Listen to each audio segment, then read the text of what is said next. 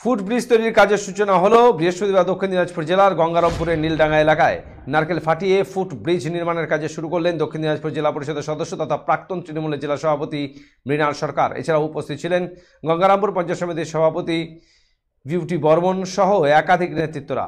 জানা গিয়েছে, নীলডাঙ্গা থেকে বোয়ালদহ পর্যন্ত একটি খাড়ি রয়েছে, যার উপর বাঁশের ভাঙা সাঁকো থাকায় যাতায়াতের সমস্যায় পড়তেন গ্রামবাসীরা। সেদিকে নজর রেখেই গঙ্গারামপুর পঞ্চায়েত সমিতির উদ্যোগে প্রায় 15 লক্ষ টাকা বরাদ্দে এই খাড়ির ওপর ফুট ব্রিজ নির্মাণের উদ্যোগ নেওয়া হয়।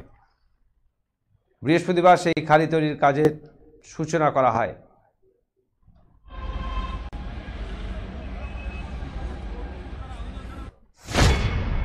হচ্ছে দীর্ঘদিনের এই নীলডাঙ্গা এলাকার বোয়ালদহ মানুষের দাবি ছিল আমাদের 3-2 বেলবাড়ি গ্রাম পঞ্চায়েতের মধ্যে পড়ে।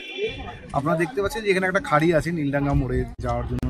এখানে দীর্ঘদিন ধরে একটা কাঠের ব্রিজ ছিল, সেটা ভেঙে যায় এবং মানুষের একটা দাবি ছিল যে সরাসরি যোগাযোগ নীলডাঙ্গা মোড়ে এই বোয়ালদহ এলাকার যারা মানুষ আছে যে সরাসরি যোগাযোগের জন্য একটা ব্রিজের কথা বলেছিল।